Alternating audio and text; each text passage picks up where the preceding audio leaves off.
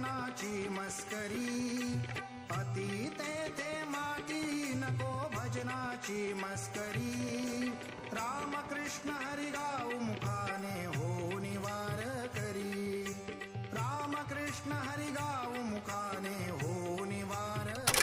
नमस्कार, आत्ताच मी डबल बारी बघून आलो। मुंबईत सध्या कोकण महोत्सवचे दिवस आहेत आणि तुम्हाला माहितीच असेल की कोकण महोत्सवमध्ये डबल बारी असतात। यूट्यूबवरती आपण बरेच व्हिडिओ बघतो, तर माझ्या बघण्यात हा व्हिडिओ आलेला की त्याच्यामध्ये भजनाविषयी प्रतिक्रिया आपली द्यायची आहे। तर मला एक जबाबदारी नागरिक किंवा रसिक म्हणून असं वाटलं की मला बोलावंसं, कारण आत्ता जी मी डबल बारी जस्ट बघून आलो त्याच्यामध्ये दोघंही बुवा खूप हाणामारी करत होते। तर या व्हिडिओच्या माध्यमातून मला काही प्रतिक्रिया अशी द्यायची आहे की जो व्हिडिओमध्ये प्रश्न विचारलेले की डबल बारी असावी का पारंपरिक भजन असावं, तर खरोखर मनापासून मी सांगेन की पारंपरिक भजनच उत्तम आहे। कारण परंपरा जिकडे असते ना तो मार्ग कायम निरंतर चालू राहतो।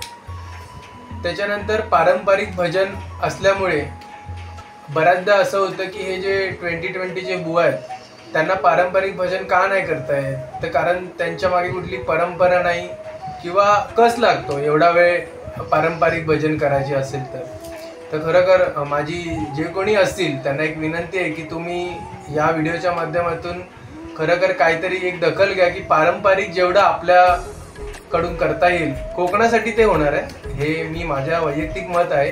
पण याने कोकणाचा विकास सुद्धा होणार एवढं नक्की आहे।